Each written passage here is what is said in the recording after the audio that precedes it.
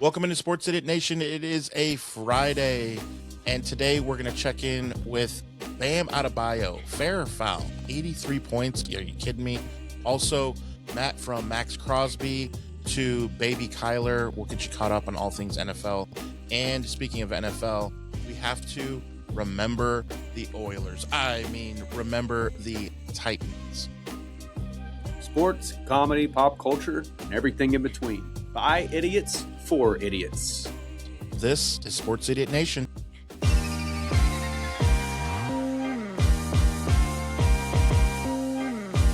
Sports, comedy, pop culture, and everything in between. Welcome back, sinners. This is Season 2 of Sports Idiot Nation.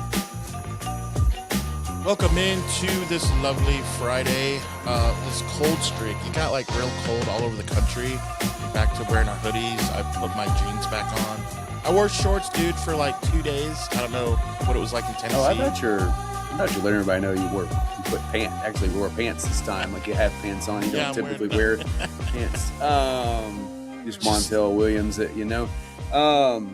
Yeah, man, I always wear shorts. I wear shorts when it snows, man. Everybody thinks I'm crazy. Like my kids, last time we had snow, like up to our knees, and I was out like in shorts and in snow boots. He's like, "What? I don't understand." but I run a lot and stuff, man. And I just have, I don't know, man. My legs don't really get cold really that much. So I just the athlete, yes, that's right. One of us has to be an athlete on this show, right. Exactly. It does make sense. But yeah, the weather's been nuts, like tornadoes. Like, dude, on my algorithm, it's all because I'm in the Midwest, so the surrounding states, there's like tornadoes like all over the place, and it's just been wild. Yeah, Mid-March, sometimes it be like that. Not a fan of tornadoes. They can just go back where they came from. The way they came too, like just spiral out of control. Back into control. Yeah, man. If I'm not watching you in a movie, I don't need you around. I don't need you around. Yeah, kind of like women. Or no, that's not it. Speaking of movies, stick around because we've got some news for you guys later in the show about movies. Yes. So let's start with, man, there are some juicy stories that we didn't really get to in episode 200 because we were more in a celebratory, mood, and given our background with Miles and I, he is back to being a good father and not around today. But there was some stuff that happened that we didn't get to go over, and I knew we had episode 201 lined up. So we got a lot to get into. I want to start with Wilt Bam Kobe. That's what he tweeted, which is pretty. It's an epic tweet from someone who's not going to make the Hall of Fame. Like, he's in the Hall of very, very good. No, not even very, very. I put one too many varies. He's in the Hall of very good. I mean, Bam is a very good player. He was awesome to watch in the Olympics. I thought he was a good teammate. He was a good player for us. It was fun to watch him get on the boards and pass it back out to Steph for three. Like, Bam is league-wide known as a good dude. Not one person is upset over the first 3 quarters that he played. Now, what I want to bring up to you is the fourth quarter. He's a good player. He's a good player. He's good, for sure. He was a good actor too. He's great on the Flintstones. That's who we're talking. That's who we're talking about, right? That's about how relevant. So this is what I want to talk about. I don't want to talk about the first 3 quarters. Those were legit. When you have 31 in the first quarter, 40 whatever in the first half, and you got 60 something through 3. That's excellent. It is noteworthy. It is newsworthy. It is talk on this show worthy. It's everything worthy. It's James worthy. Yes, James worthy. Our minds went there. But in the fourth quarter is where, I was on the group. So this is the first time we're going to talk about this.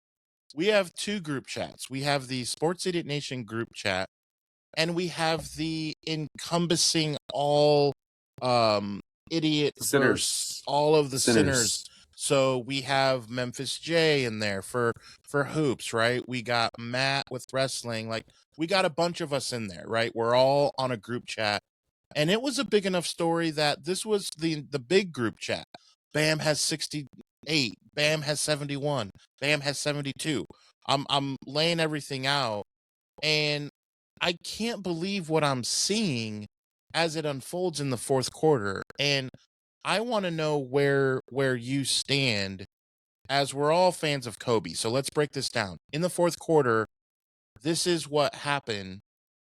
First of all, they're up 30 or 25 and Spoelstra doesn't pull them. I'm okay with that. So I'll give you all the things that I'm okay with, and then I'll come back to you and see what your take is. So let's start with Spoelstra. He leaves them in. I'm okay with that. Number two, the Miami Heat are missing free throws on purpose so that A, if they get the rebound, they can kick it out to Bam, or B, if they don't get the rebound, they will intentionally foul very quickly the opposing player. Well, a guy with a jersey. He's barely an NBA player because that team they played was barely an NBA roster. But that's neither here nor there. But they intentionally foul so that it doesn't take much time so they can get another possession to give Bam the ball, obviously. And then he broke the record for most free throws attempted, whatever. Look, if you can't stop him, that's on you. I'm not even mad about that. Like, free throw merchant, that's not a thing for Bam. He's usually not like that. It's just a weird thing. But I'm not okay with missing a free throw on purpose so that your guy who has 79 can get more points. Also, I don't know how I feel about the Washington Wizards as a franchise anymore. I think they need to be playing the Harlem Globetrotters, and that would be more fun. They could make some money. But those two main things, Spoelstra and, like, not competitive basketball. Like, Kobe played competitive basketball. They were only up 15. They were losing at one point during the game. What's your take on this? Is it fair or foul? And what did you think of that, how it unfolded? Well, first off, that we mentioned the Harlem Globetrotters, got to give a shout out to Jay Harper, voice of the show, former Harlem Globetrotter announcer. Little trivia fact for our 15 viewers out there. I don't know, it's a Friday. We might have like 17 tuning in, we'll give it the benefit of the doubt. But How do I feel about it? Here's the deal. When Kobe scored 81, that was a pretty kind of weak Lakers team. Didn't have a lot of options. Not saying that that's the same situation in Miami. I'm not making that as an excuse. But Kobe was just a natural scorer. I've always looked at Bam as a scorer, but he's more of a facilitator as well. Gets a lot of boards. I'm not cool with the missing the free throws on purpose. But, I remember back in the day, watching Jordan torch some fools, man. And, some of these dummies would get up there and take a terrible free throw and they'd kick it out to him so he could hit a three when they didn't need to, So, I mean, I get it. It's part of the game. But Jordan wasn't out there trying to break somebody's record. He was just setting records. Bam, obviously trying to break it. I can't fault him. It probably had a lot to do with him.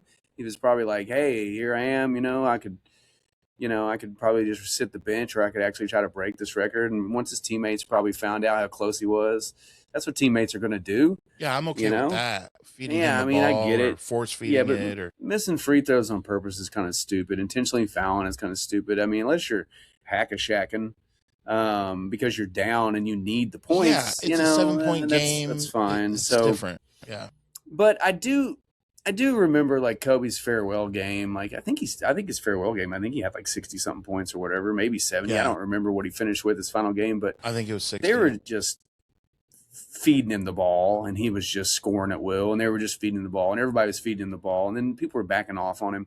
So I mean, I know it's a part of the game. I always say about NBA, like sometimes you don't even have to watch an NBA game. You just need to watch the last 3 minutes of an NBA game, and it tells you the whole story. Because I mean, you'll see a team you'll see a team down by 30 at the half, and you're just like, oh, this is going to be a blowout. And at the end of the game, that same team is down by 5 with 2 minutes to go. Yeah. The NBA is just so weird. I don't know if it's that players get laxed and they're like, oh well, we got this, and they just don't play as hard. Or sometimes I just feel like, a lot of people say, oh, sports are rigged. I don't necessarily think I'm not one of those people that says sports are rigged, but if there is a sport that is rigged, it is clearly the NBA, because I don't know, man. There's just it's if you want to lose money, go bet on the NBA, because you will lose money, because it doesn't matter. You will never get it right. It doesn't matter if it's 6 points. It doesn't matter if it's 8 points. It will always come back to haunt you. So I get that down the stretch it gets a little sketchy. They were missing on purpose, trying to get him the points, already up by like 40, like you said. I mean, I don't think it necessarily has a black eye by any means, or put an asterisk with his score record, but yeah, he still had to put the ball in the hoop no matter what. Yeah. So you still got to give him credit. I didn't see the tail end of the game, so I don't know if players were backing off on him and letting him get dunks and layups. No, I have no idea. No, they were triple teaming him. No, so in one sequence, here's what happened. Because they didn't want to be on that highlight reel. They didn't want to be like, right. They did not. So they would inbound the ball to so-and-so, and then there'd be 3 guys on Bam. He would try and get open. He couldn't. Then they would have to play regular defense and sag off of Bam to go, get their man. He'd make a move without the ball, get it, it'd get deflected out of bounds. All right. So now there's 18 seconds left on the shot clock, and the ball's out of bounds on the side. All right, same thing. Oh, there's 3 guys on him. They can't get it to him. They force feed it. He does get it. He just goes like this for a second, gets fouled, and now he's at the line. And you see the guys like, oh, God, fouled him. Like, then he does fake out like 2 people, gets the ball, dribbles it 3 times, goes up, gets fouled, and 1, or jacks up a 3, misses, or makes it. I mean, he shot 22 threes. He shot 22 threes. Obviously, he didn't make them all. But, at the end, he was just firing it up. He would get it with guys on him and just launch it. And it didn't go in. I mean, he could have had easily 100 points. I mean, just think of, he only made 6 threes and shot 22 and missed 6 free throws. So, obviously, by the end of it, he could have had 100 if he shot a little better percentage. Now, I'm not knocking the guy for only missing 6 free throws out of 40 whatever attempts. That's pretty darn good. But just saying, the dude could have had 100, which is wild. I mean, it's cool. It's cool and all, but I think it's a slippery slope, because people are going to see that now. Because, I mean, we've had games where Devin Booker's scored 70, I think. We've had some of these people done 70. And it's just going to open up Pandora's box, where people are like, oh, well, next time somebody gets up there, they're going to be like, let's see what we can do. Let's see if we can get our guy up there, And then it becomes this game of missing free throws on purpose and intentionally fouling, just so your player can get 80 points. So, we'll just see how it goes. But, as I've quoted on this show many times before, the words of James Franco himself, you let Pandora out of the box, you can't put Pandora back in the box. So, to the cinematic triumph of Pineapple Express. Another talking about movies again. There must be something in the air about movies tonight, Stay tuned. All right, so this is movie worthy, and again, not James worthy, but this situation in Las Vegas is that of a movie, in which this is pure cinema. When you have a guy say, hey, come over here, and then on the sneak look at another guy and then say, oh, you failed your physical. We want the draft picks back. Okay. All right. Now come on. I mean, dude, conspiracy city. And how genius is Baltimore by saying, yeah, we're so disappointed. We were going to pair these 2 up. How nonchalant did the GM from Baltimore say? The wordplay was amazing, in that he said, we're not disappointed that it didn't work out with Maxx. because that would leave it open to interpretation on, wait a minute. But instead, he made it sound like that was not the case and that they really were going to pair them together. Like they were really going to spend all that money just for two players. Get all the way out of here. There is no way that that wasn't strategic to say, oh, I'm just disappointed we couldn't pair up Max and Hendricks together.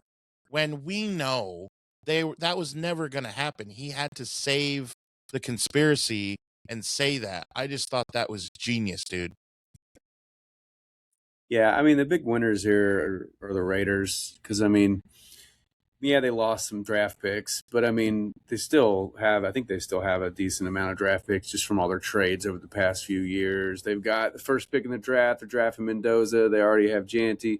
Already have Brock Bowers. Like they have a young core nucleus. Get them a good receiver, and that offense is ready to roll. You just got to fix the defense. And who do they get back? Maxx Crosby, you know, who was a huge hole And that get they their lost. picks back. Obviously, they get their picks back. Yeah, you know. So like they will. I mean, they'll be fine. And Maxx Crosby seems to be re-energized. He's like, "Hey, I'm recommitted. I'm a Raider." Yeah, he said. You know, but who wants to do business with Baltimore now? Who do you? You're a Titans fan. Do you want to do business with Baltimore in the next 3 months? It doesn't matter. We'd still always do business with Baltimore. We've sent them all of our good players. So, you know, what else is new?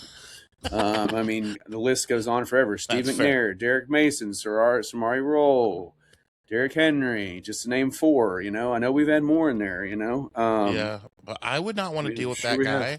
Like, no way after he pulled that. Like, that is incredible that he was able to pull that off. It was like Kevin Costner, man. Like, just stroke of genius. Like, I want all my picks back. Like, draft day, man. Like, crazy movie. You know, and they get Trey Hendrickson. But it's kind of rough for them, too, because on the Baltimore side, because now they cut, like, half their team, half their starters of positional players that they probably would like to have kept some just so they could get under the salary cap so they could sign Maxx Crosby. And then now it's like, well, you know, you're stuck with Trey Hendrickson, which don't get me wrong, it's a good consolation prize, but let's be real, dude's 30. I mean, is he good? Yeah, he's good. Is he Maxx Crosby? No, he's not Maxx Crosby, but he's still good. But he is 30. He's coming off. I think he's had a surgery or two, you know. So I mean, I don't know. You know, I don't know much about the guy outside of you know, that he's a good player. I don't pay attention to Cincinnati football. I really care less about the bung holes. But Baltimore, I know, had to get rid of a lot just to get Maxx Crosby, and then this backfires on them. Now their consolation prize is Trey Hendrickson. So I mean, hey, good for them. I could care less if they ever win a game. You know, the entire city could just fall underwater, and I really wouldn't care. I hate the Ratbirds, always will hate the Ratbirds. When we used to be in the same division with them, we had such a good rivalry with Eddie George and Ray Lewis. But when they tried to break Chris Johnson's ankle, like literally tried to break his ankle in the playoffs, like literally twisting it like on camera, I was just done with them, man. Not to mention we got hosed so bad. There were so many delay of games that they didn't call and everything. And then it was just, we got hosed so bad against Baltimore in the playoffs that year. That was the year we had the best record in the AFC again. You know, Kerry Collins had us rolling. We were like 13-3, I think. And then we went in the playoffs, went into Baltimore, and I guess we didn't have the best record, probably the second best record, because we were playing in Baltimore, I think. And it was just crap. But so I always hate Baltimore and always will. So I thought it was kind of humorous to see the Maxx Crosby thing blow up in their face.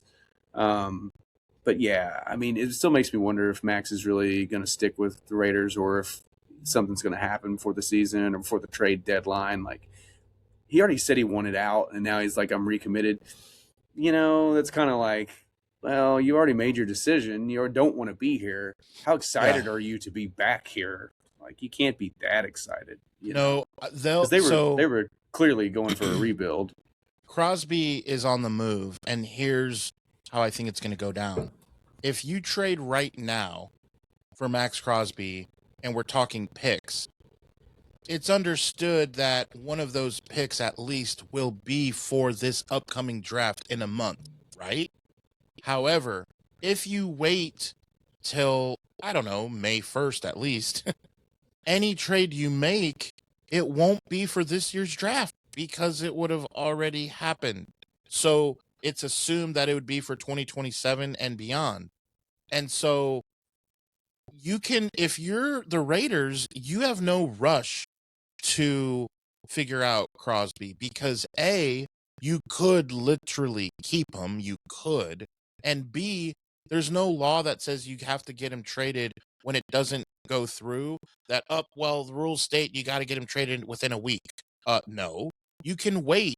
So you can also wait if a team loses. Like, what if a guy like Bosa on another team gets hurt in the next 3 to 6 months? And it's like, okay, now that team really needs someone like a Crosby.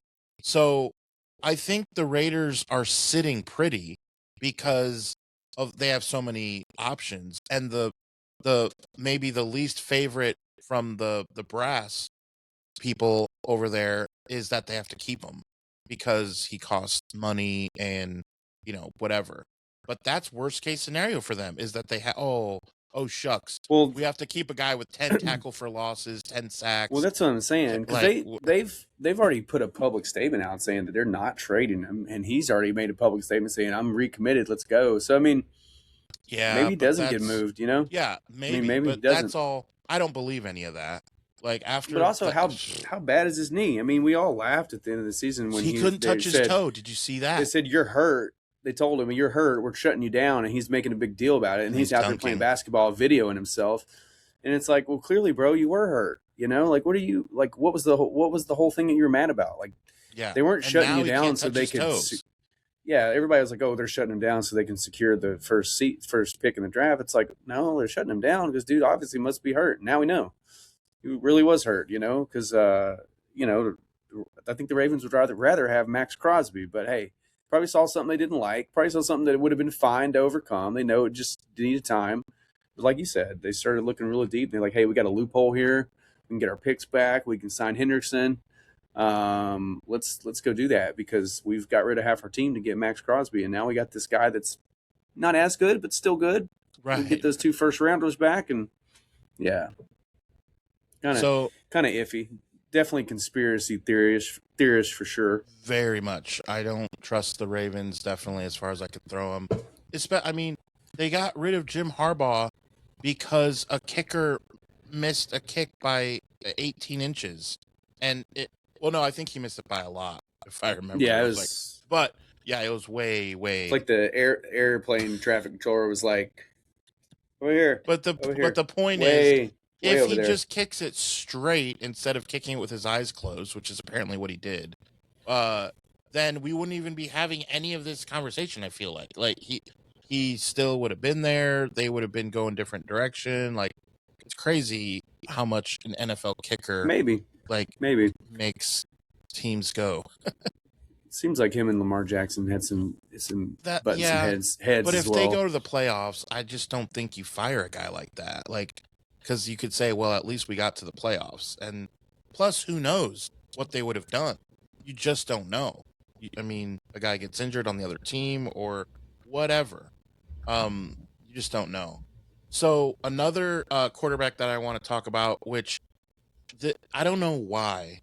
Well, I do know why, because he's so tiny. But do you remember Beck Bennett in Saturday Night Live when he did the baby routine where he was like baby boss and like... He was so good at that, which apparently he did that in his audition tape, and it like single-handedly like got him the gig just from doing that, which makes sense. It is funny. But that's to me Kyler Murray. he's like a little person. He's like a big baby. And so I don't know what kind of player Minnesota's getting, but I want to talk through that a little bit because I don't does know. It really matter? I mean, does it matter? It's better than what they have. I mean, that's the thing. It's better than what they have. He can at least throw the ball better than McCarthy, and they have Justin Jefferson to catch it. I mean, he's one of the 4 receivers that you just have to throw it up. If you can get it in his area, he's going to catch it. Him, Jamar Chase, Amon Ross, St. Brown, like those guys. Like, man, you just got to get it in the area. Mike Evans, yeah. Well, yeah, Mike Evans, he's still on the decline, but he's still good. He's still 6'5", good. 230. He's a big He's got a body. Yeah, he has to go up against the electromagnetic fields out there though in San Fran, He'll so be just fine. or Santa Clara, so it might shred his little kneecap like some brisket, But I McCaffrey mean, has already breathed on him. We called that. I mean, we called Kyler Murray the Vikings, like we called that weeks ago. We called Malik Willis the Dolphins weeks ago. Like these things are just getting so telegraphed. I mean, the Titans knew Tua John to Franklin Atlanta. Myers was coming there 3 weeks ago. It was like it's just I don't know. The NFL's getting. I used to love the free agency surprises. Like, oh, I can't believe you went there. Now it's like everything is so scripted out that we already know ahead of time where places are going and where people are going. And yeah, we all knew Kyler Murray was going to Minnesota. So I mean, I think it's a good pick. Apparently, he grew up a Vikings fan, huge Vikings fan. Said he's been a Vikings fan since he was like 7. Said he cried in the playoffs when Favre threw that pick against the Saints. When he was playing for the Vikings, and didn't go to the Super Bowl. Said he cried like a baby. I mean, hell, he probably was a baby. I mean, let's be real. How old was he? Probably like 8. When Favre was playing for the Vikings. So, I mean, it might be a good fit, man. It might be a good fit. They've got a good tight end. They've got a great receiver. I don't know what they're doing running back. I know they're releasing Aaron Jones, or at least they said they were, but I haven't seen his name anywhere. Unless somebody signed him and didn't know. I mean, I haven't seen anybody pick up Aaron Jones. So maybe they didn't release him. Yeah. They said they were going to. So maybe they just haven't done it yet. So maybe they're trying to find a trade partner for him or something. But I mean, I know they've got a year old backup from San Fran out there. Christian McCaffrey's backup that filled in. I think he was like a rookie or 2 or his second year when Christian McCaffrey got hurt. Jordan Mason. Yeah, Jordan Mason. So maybe they're looking at him to be the bell cow, But I mean, let's be real. It's the Vikings. They're still worlds away from being competitive, I mean, maybe if they had a guy like Sam Darnold, they might be good, but yeah, yeah, they'll never get a guy like him. What about not at all. What about the Cowboys trading defensive line and defensive players to the teams that actually beat them in the playoffs? And I mean meaningful guys. So Micah Parsons just last year, just not even 12 months ago, goes to the Packers. Now, he did get hurt. Who's to say if he would have got hurt in Dallas? You can't be hurt when you're laying on the training table during a game, I guess. Remember in preseason, Micah was just out there on the trading table like half asleep. Trade me. Michael. Yeah. And then Michael. I'm gonna try to pronounce this. Odigzawa.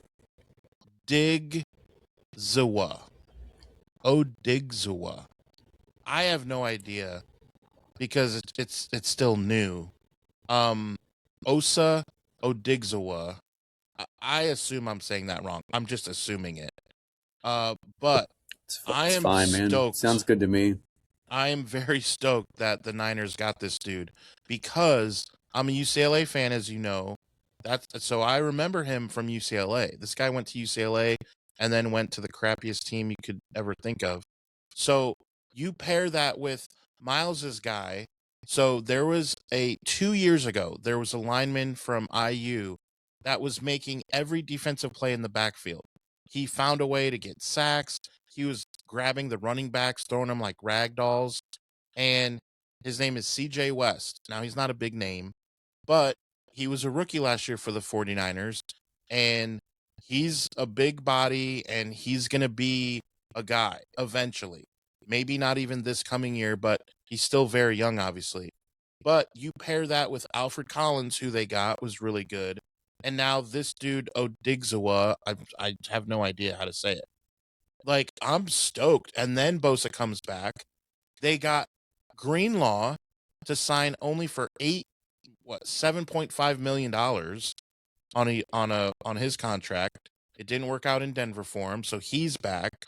Warner is good to go because he could have played in the Super Bowl if they would have made it there. So I'm like, we get Mike Evans.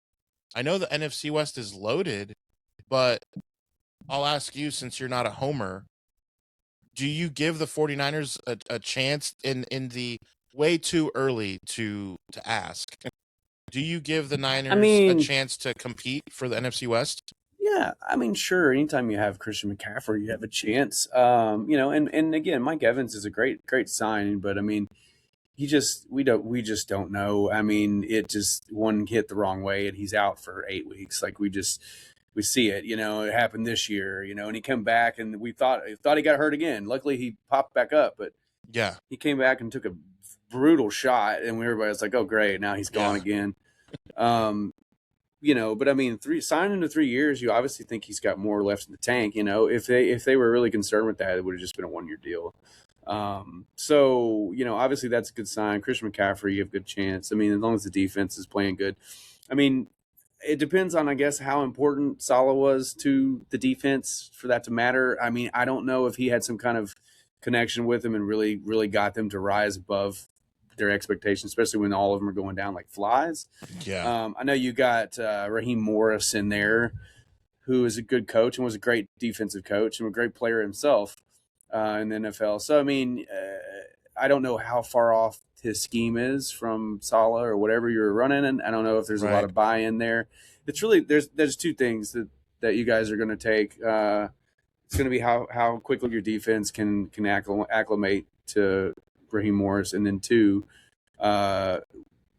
what step Brock Purdy takes. Because I mean, Brock Purdy is still great. He's great. We've seen him. We've seen some games last season where you're just like, holy cow, man! This dude, what do you have, like back-to-back 6 touchdown games?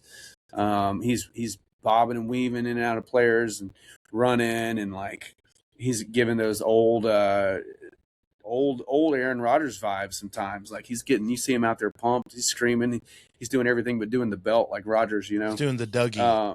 Yeah. So, I mean, I think you have a shot, but I mean, it's still brutal to know that you have to go up against the Rams, who obviously saw their main weakness of why they didn't make the Super Bowl was they couldn't stop anybody from scoring. So they go out and trade for McDuffie. And then you've got the Seahawks, who just won a Super Bowl, and they're so brazen bold in their quest that they're just like, Kenneth Walker, who cares? We're just going to reload, which is always scary. The Super Bowl team's like, nah, we don't need the MVP of the Super Bowl anymore. We're just as good without him. You always got to be wary about having to play teams like that because they believe in themselves too much. And, you got the Cardinals out there. It's just like an afterthought. So you don't have to worry about them for a while. If ever. I mean, geez, what have they done in the offseason? They've signed Gardner Minshew. They have signed the backup running back in Atlanta. I mean, they're not doing anything special, They do have the 3rd pick in the draft, so we'll see what they do. But I mean, it's anybody's game. I mean, you guys were in the thick of it towards the end of the year, and you were right there. Just, had a lot of injuries, and the ball didn't bounce your way. So, 1 game away from the number 1 seed. 1 game. But you're talking about the Niners and talking about the Cowboys. Another thing, they traded Solomon Thomas, which I know he's a little older now. But I mean, they traded him to the Titans basically for a 7th round pick swap just so they could get under the cap. I'm just like, but that's how bad. I'll be honest, dude. That's how bad Solomon Thomas is. Don't get too excited. Well, I mean, he's just a bench player. He's not a starter. I mean, he's not going to be a starter for us. He's just a bench player. But I mean, we currently have the 3rd and 4th picks in the same damn draft on the team now with Mitch Trubisky and him, which is funny. But you got Jerry Jones out there, just like I said. Packers are like told everybody across the planet, hey, we're going to release Rashawn Gary. We're going to release Rashawn Gary. We know we're losing, Walker. But we're going to go ahead and release him too. And what does Jerry Jones do? Jerry Jones offers him like a fifth round pick or something and trades for him. Like, Jerry, you could have got him for free. Instead, you're like, here, take one of my picks. I don't need him because we don't ever draft anybody anyway. It's like last year, he's like, we're going all in on free agents. They didn't sign anybody. Yeah, crickets. Didn't sign anybody. I remember Skip Bayless put that tweet out. He's like, all in my ass, Luckily, he put the comma after all in. That was solid. All in his ass. Yeah.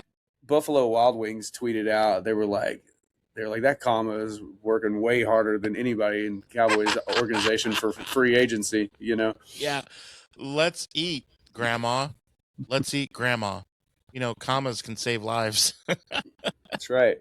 But I mean, free agency's been wild. Yeah, Kenneth Walker, the Chiefs. Like, thank you. That's what everybody wanted, is to give Patrick Mahomes and Travis Kelce and all those receivers or actual running back. Thank you. That's exactly what we all wanted. Jesus Christ, man. Hate the Chiefs. But you've had some good receivers go around. We had, Alec Pierce obviously got re-signed. I think everybody felt like he was just drumming up his asking price by doing all those media tours. Oh, well, this team sounds nice. This team sounds nice. And then he's like, "Oh, my brother's playing at Purdue, so that's why I got to stay in Indiana, because my brother's playing his senior year at Purdue, and I got to stay in Indy." Like, dude, what are you talking about? Are we comfortable with him being the highest paid receiver in NFL history at this point? Like, with 53 catches? That's like half a season. I mean, 53 catches. I don't know. That's half the catches you should have. Yeah, the NFL is wild. Romeo Doubs got an $80 million contract, and he's got 2 100-yard games in his entire career. They both came in the playoffs. Give him that. And he's a good receiver. I'm not knocking him. I mean, he's a great receiver. He's bad. I would like him on the Niners. Yeah. Like, I would take him. He's, good NFL player. And you got, A.J. Brown is still being shopped. So, like, it'd be interesting to see where he lands. I still think there's a high possibility of him. He's going to be either in Buffalo or New England. He's going to be in one of them. New England definitely said they were still interested. Here's a question. I got a question for you. Romeo Doubs or Jawan Jennings? It's tough, man. I like Jennings. I do. Puts up numbers when he gets the chance. But he's not a speedster. He's not a number one. Not that Doubs is either, but I mean, he at the moment is a number one for New England because they don't really have a whole lot. I mean, they got Mac Hollins and like not Kendrick Bourne. He's out with you guys now. Kendrick Butte. Kendrick Bourne signed with the Cardinals, by the way. Well, that's what I meant. I mean, he's no longer in New England. Is what I meant. Yeah, he was with you guys. Yeah. I think it's like Butte. I think his last name's like Butte, Butte, Butt, whatever. Oh yeah. He did have that sick one-handed catch for a touchdown in the playoffs. That was nutty. Yeah, so that's their wide receiver core. So I mean, Romeo Doubs might be their number one right now, which is why I think they're still going to be all in on A.J. Brown because Doubs is not a number one. I think Jennings maybe could be a one in the right situation. I don't know. He's shown flashes of it, man. He's put up some serious numbers when he's had chances. When he shows flashes, it's when he's got a team around him, though, too. It's usually if he's the only one out there, he, in my opinion, I've seen every game, he kind of shrinks. He has to have another receiver on the other side. He has to have a Debo or an Ayuk or a Kittle so that he can isn't that most operate. Of these guys? Like I said, if it's not Amon St. Brown or Jamar Chase or Justin Jefferson, I mean, that's the rest of these guys. Like, A.J. Brown doesn't do well without Devonta Smith taking away half his touches. Well, that's a different animal. That's a weird offensive coordinator. I think A.J. Brown could be a guy that doesn't need another guy on the other side. He's a true receiver. Yeah, true. They didn't know how to draw plays, dude. They have no idea what they're doing. He takes plays off. He's not. I don't think he's got that dog in him that those other guys do. I think he just takes too many plays off. He did it in Tennessee. He'd be out there playing his ass off for like 3 straight weeks, and all of a sudden he'd be out there just walking around in the next game. And then there were a lot of times that he just didn't play, and I don't know how hurt he really was. I think he was just nursing injuries. And then there's players who will go out there and play, like, unless their arm or legs falling off, like, they're going to give you all they got. I mean, speaking of the Niners, Christian McCaffrey, like, that dude has a mindset like no other player in the NFL. Like, and I feel like that as a receiver, like Jamar Chase, Justin Jefferson, Amon St. Brown, those three guys have that same mindset. Like, unless you're sawing my fucking leg off, I'm going to get out here and play. And I just don't think A.J. Brown has that in him. I don't think he does, We'll see what happens if he gets traded. I think if he gets traded to Buffalo, him and DJ Moore make a pretty good combo. And I think him and Romeo Doubs will make a good combo in New England. So, I mean, if he lands at one of those spots, they're going to be good. But he definitely does not want to be in Philly. Philly fans think he does. On all the Facebook groups and stuff, they're all like, "Oh, this is just fake news. Don't believe it." And it's like, okay, sure, I won't believe it, even though he's literally reading books on the sidelines, acting disinterested, complaining all the time. Has said, "I want to be traded 12 times," and people think like it's not accurate. There's something there to that, Philly. So you guys can keep telling yourself that he's going to continue being your wide receiver, but I don't think so. And now they might be shopping Goddard too. I don't know. Philly's got some questions. They got more questions than answers. Philly special? Yeah. They'll find a way. I annoyingly to still be probably decent. The Giants will take a step up. I think. I mean, you look at the coaching staff and you look at the roster will be. The New York Giants will not be as bad as they were, and the Commanders. This is a big year for them. Do they just say last year was a fluke because of injuries and they're here to stay, or are they like, nah, the year that was a fluke was 2 years ago when they were good, and then Dallas. I hate saying they're a weird X factor every year because you don't know if they're going to be more than 8-8. Well, now 8-9, 17 games. You just don't know. And what random team are they going to knock out if they're looking to get to the playoffs? You know, Dallas is always a weird situation. So the NFC East definitely is intriguing. So speaking of intriguing, let's talk about the Houston Oilers. I mean, my bad. I meant the Tennessee Titans because to like our amazement when we have a show on Friday in the morning, it's great that just Thursday night, social media starts going crazy over what I thought was already like a done deal. We've talked about, but that was just what, like the logo, but we didn't necessarily know. But like, yeah, we did.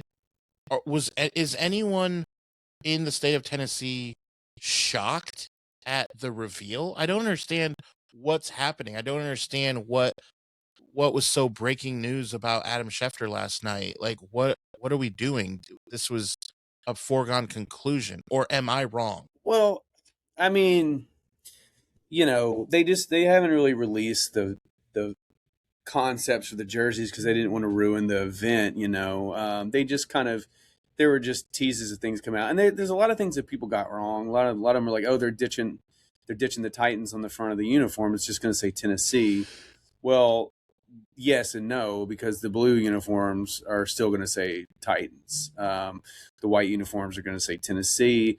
They had this whole rebranding thing where it was, we are the Titans of Tennessee, not the Tennessee Titans, which is weird. Like the Titans of Tennessee, I kind of like it. It has a nice ring to it. Yeah, we are the Titans. Like I kind of like, and then to say where you're from, like of Tennessee, like yeah, I'm okay on that.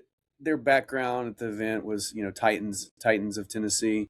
So it's fine. I mean, they did keep some navy on there. It's very small. It's very like it's part of the lines. That's the lines good. So at least the two-tone blue, technically, right, is intact. Yeah, it's still there, but it's so Oilers driven. I mean, it is definitely. I don't driven. Like the lines and stuff are supposed to be like they're very thin and they're thick and they're thin. It's supposed to be like a guitar neck for the whole Music City. Like they're throwing in all of these like Tennessee heritage things in there. Okay, I'm not mad at that necessarily. I mean, it's fine. It's kind of a rip off of the Sounds. It's like Sounds logo for years. Like it was the guy playing baseball, the guitar. Like everything's been kind of guitar driven, but it's Nashville. So yeah, but it's Nashville. That. Like that's not. Yeah. So, I mean, I don't know. I need some time to I need some this weekend to really digest it. It's only been a few hours. You just woke up with it.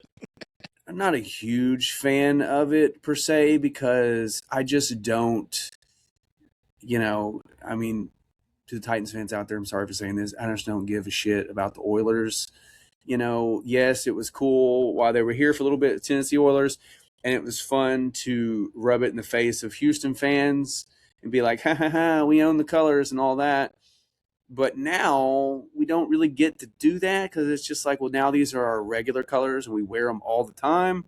So it takes away the luster and like making fun of rubbing it in, because it's almost like, well, now these colors are fully ours, so you can't complain about them anymore. It's just weird. I don't hate the uniforms. I'm not a fan of the logo. I think the logo is bland. The logo should not have the white stars. The stars should be navy blue. I'm not a fan of getting rid of the flames. I like the flames. Flames are all I have ever known. The only thing I don't like about the flames, like I said before, it makes it real hard to center logos on apparel and things. It throws your eyes off visually. Anytime you see people making like third-party hats, what I mean by that is like Jack Daniels or some of these like local places will make merch and hand out as like free stuff, and it's all, something's always off on it. It's because they just can't get the stuff right, you know. Like I have this Jack Daniels Titans hat. It's a cool hat. It's black. The logo's in black, and it's got Jack Daniels in the back. I got it when I was managing the wine shop. But the thing I hate about it is that it's freaking off-centered, and it drives me crazy. And I'm like, ugh. I'm like, my OCD is like, oh man, I can't look at myself in the mirror because the logo's over here, you know? So I get why they changed it up just the circle, because I mean, you know, when you got a circle, it's easy to get everything aligned. You can have it perfect. You can have it perfect on the shirts. Is but it I'm like just papyrus? like papyrus, but I'm just not. All these people are like, oh man, take my money. I can't wait to get out there and spend money. I'm just not like, I'm not buying a new flag. I'm not going to buy. I might go buy a new T-shirt like with the logo, but that's about as far as I'll go. I'm not going and getting a new jersey. I might get a new jersey depending on what they do in the draft. I might get a new jersey.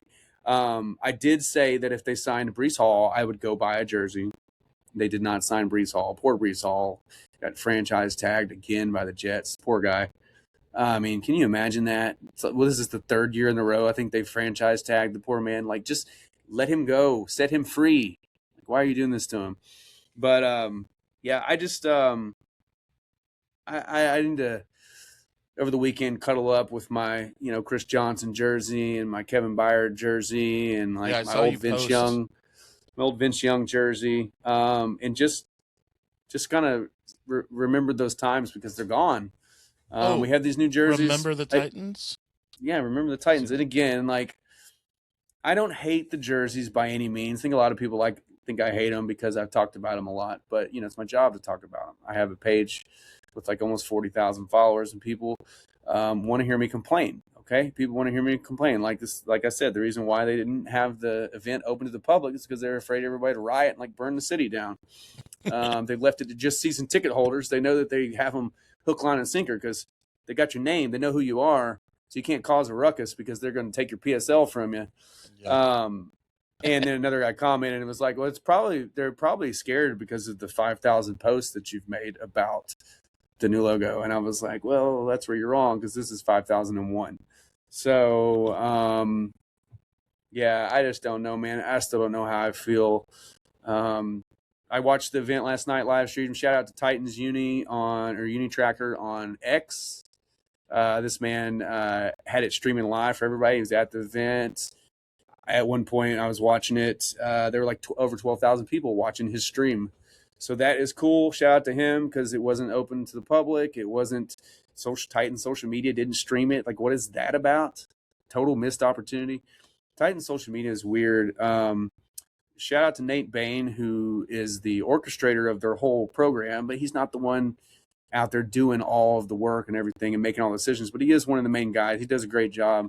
But overall, like, total missed opportunity. Like, you think the Niners or the Giants or the Falcons or, I mean, any of these teams, Cowboys, think they had a new uniform reveal, like it wouldn't be streaming online for all the fans to watch. Like, it's just really confusing to me. But all the Titans social media folks, everybody on X, everybody on TikTok, like, they all had it streaming. So shout out to all those guys out there wearing their capes for the evening, so us little peasants who don't have PSLs could watch it. But presentation was good.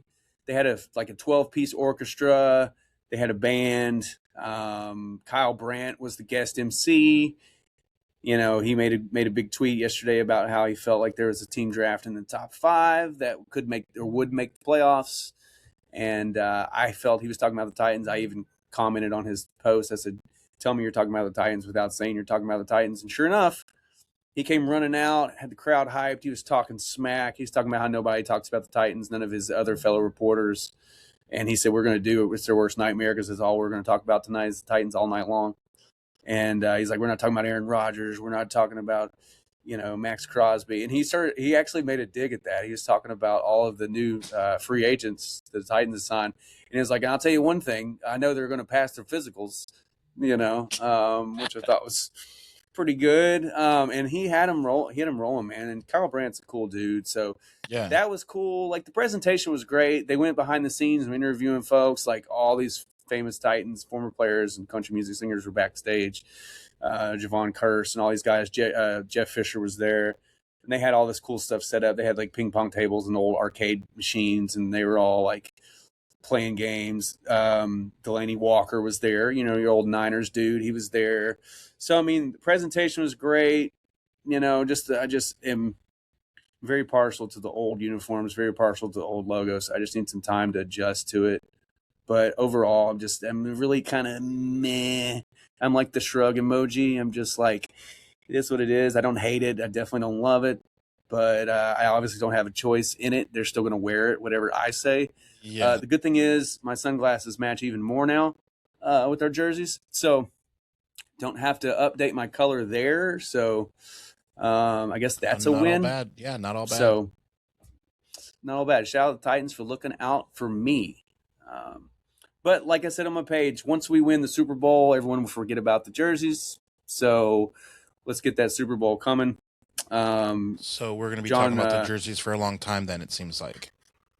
No, we're going to win. We're going to win the Super Bowl this year. Kyle Brandt said that we are back, that we're going to be making playoffs. So we're not far away from it. John Franklin Meyer said he came here to win a Super Bowl. So, I mean, I will say that, though. I will Robert say Saleh we do wins have before Kyle Shanahan, I will be so pissed. Robert Saleh cannot win the Super Bowl. Well, I mean, before Kyle Shanahan. We have two of the top 5 interior linemen to have the highest pressure rates over the last 2 years on our team with JFM and Big Jeff Simmons. So, that's not bad to build around. It does suck to have most of your money of your team tied up in that position. But hey, if those two guys can work together and, bring some heat off some other players, leave some guys open, because you're going to have to double team and triple team those guys at times. So, maybe we wreak some havoc, man. Maybe we get after the quarterback. Maybe we make a difference. I feel like that's really where we lacked. Like, we just couldn't get after the quarterback. And Robert Saleh has done nothing. We signed 2 offensive free agents, and everybody else has been all defense. That's what leads me to believe that they're going to take Jeremiah Love at number 4. I really feel like they're going to. I feel like they're not going to overthink it. I feel like they wouldn't have brought in all of these defensive players if they were going to draft another defensive player. So, Yeah, that's fair. We'll see. Can't see him taking Carnell Tate at 4. But I think Jeremiah Love is worth the risk at 4. People's like, oh, you don't take a running back that high. Like, did you see him at the combine? Did you see him out there playing like a receiver? Did you see how quick he was? Like, sometimes you do, okay? Sometimes you do. In the world of drafting, if you want your guy, sometimes you got to reach. And if you're reaching by 3 or 4 spots, like, is it that big of a deal? Like, are the Titans aren't one player away on defense from winning the Super Bowl? Like, come on, man. Like, get the offense fixed, dude. No offense to Tony Pollard, no offense to Tajay Spears. Like, you guys are fine, but man, get Jeremiah Love, get the offense rolling, get the offense looking good. Chig signed with Washington, so it's Gunnar Helm's team now. I like him as a tight end, big bodied. He's great at Texas. So, I mean, we've got a young core. Wando Robinson is young. I mean, dude had 90 catches last year.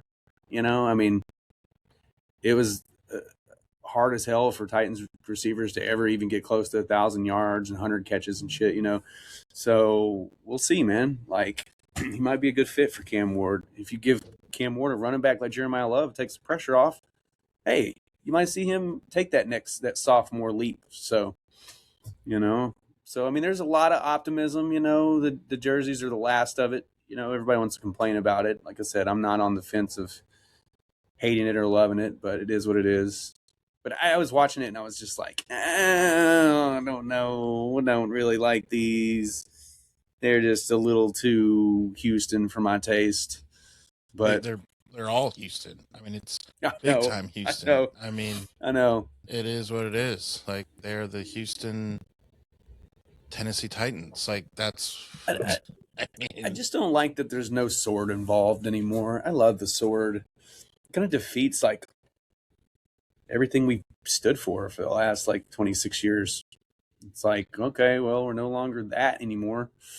You know, like, I mean, we had the guy 12th man come out and like put the sword in the ground and all this, and it's just like, And okay, now, well, now you're nothing. None of that anymore. They'll just spill some oil on the field now. Yeah. Play Tin guitar, Man. Johnny. Well, they've got Johnny Cash. They've got in the new stadium. They've got this. They're doing this Ring of Fire. So like when they score touchdowns, I mean, they already do it at the stadium now. They already play Ring of Fire, and they have these dudes on top of the scoreboard, like actually up there, like playing dressed. They look like mariachi guys, but they're really just all dressed like Johnny Cash. But you look at them from so far away, they look like mariachi dudes. But they're, But the new stadium is going to have an actual Ring of Fire that lights up and goes around, So like, I guess that's what they're doing, man. They're trying to really play into that music vibe and get rid of the Greek mythology, which sucks. It sucks, but our owner is from Houston. The team came from Houston. They love those colors. Half the fan base is ecstatic about the uniforms. The other half is like, oh, I hate it. And I guess that's anything. We had Logan on, and he's talking about how a lot of Browns fans hate their logo and stuff, So, I mean, in the famous words of Mitch Hedberg, you can't please everybody in life. And last night, everybody came to my show. So, and then I love that he says, yeah, and the owner didn't have enough money to pay me, so he said he'd pay me if the crowd didn't leave anything on the floor. I had to sweep up. So how was that crowd? They were neat.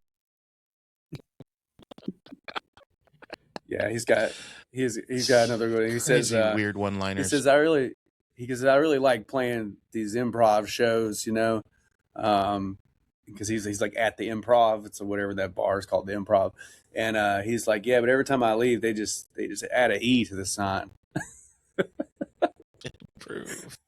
Yeah. I was like, oh, that's good. I like to eat Kit Kat unless I'm with 3 or more friends. Yeah, he says, rice is a great food if you like to eat 1,000,000 of something. Or 1,000 of something, Yeah. Yeah.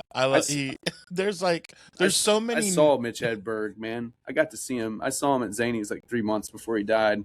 I remember you told me that. And there's a few comedians you've seen. Wasted, man. There's a few comedians you've seen before they died. Yeah, I've seen a handful of them. I've seen 3 comedians actually that died shortly after. Greg Giraldo, the guy that used to write for SNL. He had cancer though. He didn't die of like being a dumbass. He had cancer. Yeah. Cancer was the dumbass there, but Greg Giraldo was, obviously we know his story, and Mitch Hedberg we know had his issues, but I could tell that he was on the fast track to exiting this planet when I saw him live, because I was like, man, this dude, they cut him off at the bar, like at his own show. Oh, he was like, yeah, I asked them to give me a whole glass of vodka. They wouldn't do that. He's like, so I just got 2 straws, and he just took his drink with 2 straws and went like, just like slurped it down live on stage. He got behind the curtains at Zany's, and he was like, there's a different crowd back here, and they're enjoying the show a whole hell of a lot more than y'all. I loved it though, man. It was great. Mitch, man. You just, I mean, same place. Like I saw Norm Macdonald there. I saw Dave Chappelle there before he was big. Like I've seen so many comedians come through there. What's the guy from the Daily Show that does all the characters and stuff for Fox now? He was in The Hangover. He's like he's like the taser guy in the face. Oh, Rob Riggle. Rob Riggle. Yeah, I saw Rob Riggle there. And I mean, you talk about hilarious, dude. That dude is freaking ungodly hilarious, and you don't know until you see him unleashed like in a comedy set. Oh man, Yeah. I've seen some good dudes come through there, and chicks too. I've seen Lisa Lampanelli. She was great. Not for people who are easily offended Yeah. at all. Yeah. She's always like talking about dating a black guy or something, right? Like, Yeah, well, because she's like married to a black guy, and she's like always like she's been with this guy forever, So like she's like, I get a pass. I can talk about this stuff, Yeah. You guys can't get offended, right. Kind of like Gary, what's his name? The white dude. He's married to a black chick. Gary Sinise. No, I'm talking about comedian Gary, Owen. Oh, Gary Owen. Gary. I thought you were gonna say like Gary Shandling or something.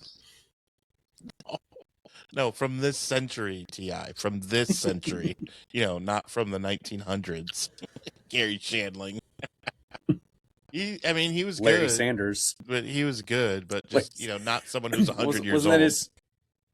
Wasn't that his show? Wasn't he on a show called The Larry Sanders Show? And he played like Larry Sanders or something? Yeah. No, he was himself. I thought Larry Sanders was, I don't know. He was.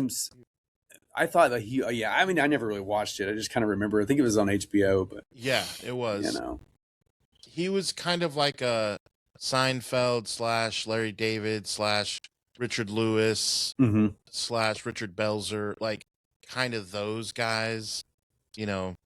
Yeah, definitely had to have a taste for it. All right, let's get out of here. Let's tell the good folks what we're doing now for March Madness. So, because this is gonna be fun. So you've been working on something. Yeah. So going from comedy to film. And speaking of comedy, we have a whole section here. But yeah, for March Madness, we're gonna do March Movie Madness. We're going to have 64 top movies pitted against each other in a winner-take-all tournament. We're going to have, instead of the East, West, North, and South, we are going to have the action region, the comedy region, the drama region, and the nostalgia region. So I'd like to give you folks an example, like Terminator 2, John Wick, Spider-Man 2, stuff like that would be in the action, the action region. Comedy, we've got things like The Hangover, Dumb and Dumber, Naked Gun, name a few. Those would be in the comedy region. Drama region, we've got, Pulp Fiction, Heat. So there'll be 16, so there'll be 16 dramas, there'll be 16 comedies, and they could be like, and the drama stretches a little bit because people's definition of drama is a little different, because like I've even got some horror movies in there in drama, because the drama tends from dramatic, and it's like Empire Strikes Back is in the drama section. It's not in nostalgia, it's in the drama section, because it's drama still. It's space opera, it's drama. And so like people will probably question a little bit, but the thing is that's all right, they can have their own show. You can't have you can't have the nostalgia region. Like you could pull 8 movies from each region and still probably put them in the nostalgia region. Like you can't, like everything can't go in the nostalgia region. Fine. But we've got like nostalgia. We've got like Jurassic Park, Back to the Future. But like for instance, Ghostbusters could be in nostalgia, but it can also be a comedy, which it is a comedy. So it's eye in the beauty of the beholder. But that is the beauty of the tournament. Yep. Because any movie could win. At the end of the day, if you think that Dumb and Dumber is a better movie than Jurassic Park, then you can have your opportunity, your day in court, to tell us why you feel that way, and we'll make the decisions. And as we get down to the Elite 8 and that nature, like we'll be putting polls online on our page that you can vote on. In our our Elite 8 of March Movie Madness, bracket challenge. Who do you pick between these? We of course we can't put 32 polls online and expect you to be interested in that. So we got to wait till it gets down to maybe like 16, because we're still only making 8 polls at that point. So, but it's going to be fun. It's gonna be really fun. So tune in every Wednesday, starting I guess next week. Starting Yep. next week. Because Selection Sunday, so we will have a fun episode next. Episode 202 will be a good one because it'll be right after Selection Sunday, and we'll have a lot to talk about because there's going to be teams that feel that they deserve to be in, and we're going to have teams that were like, wow, how did they get in? So stay tuned. That'll be episode 202. Shout out to TSU. TSU is in. Tennessee State University is in for the first time since like 99 or something. So there you go. You were 29 back then, so that was good. That's good for them. They're right down the street from my house. My mom went to college there. My buddy Jared. Your mom goes to college. My mom, my buddy Jared from Chill City went there as well. Oh yeah, lots of folks I know went to TSU. A lot of people follow my page went to TSU, so it's cool to see them in the big dance because it's been a long time. When I was younger, they were a really good team, man. Maybe they'll do the Dougie. I don't know if you remember a player back in the day. He only played in the NBA for a few years. His name was Carlos Rogers. I remember a football player, Carlos Rogers. Yeah, there's a football player. There's a basketball player too, Carlos Rogers. He was more of a double double guy, but he played at TSU. Anthony Mason played at TSU. Okay, Anthony Mason. So there's been some NBA players that come through. R.I.P. Yeah, R.I.P. Anthony Mason. So very cool. All right, so again, stay tuned for these Wednesday episodes now until March Madness is over. That's when March Madness will be over for the brackets that we're doing for these movies. And then also coming up in episode 202 is going to be a fun one because it's going to be right after Selection Sunday. And whatever other madness in the NFL goes on from now until then, we'll also talk about. So remember to follow us wherever you get your social media. Follow Turtles Idiot Nation, What the Puck, Puck Idiot Nation, all of the Idiot Nations. New episodes of Sports Idiot Nation come to you every Monday, Wednesday, and Friday, which means we will see you Monday. Thank you for watching this episode of Sports Idiot Nation. Remember, we are on all social media and on YouTube, and the podcast can be found on Spotify and Apple Podcast. Remember, new episodes are every Monday, Wednesday, and Friday. And remember, because you watch Sports Idiot Nation, you would be the smartest idiot in the whole world.